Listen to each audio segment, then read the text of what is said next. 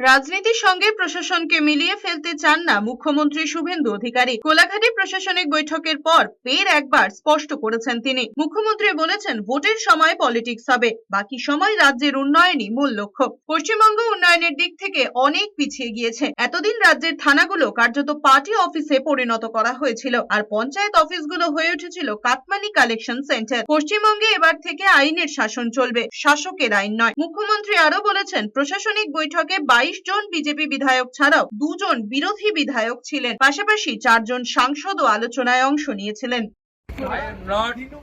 I am not talking, not speaking any political government পুলিশের অফিসারদের দাঁড় করিয়ে রেখে রাজনীতির কথা এরা আগে হতো, এখন হবে।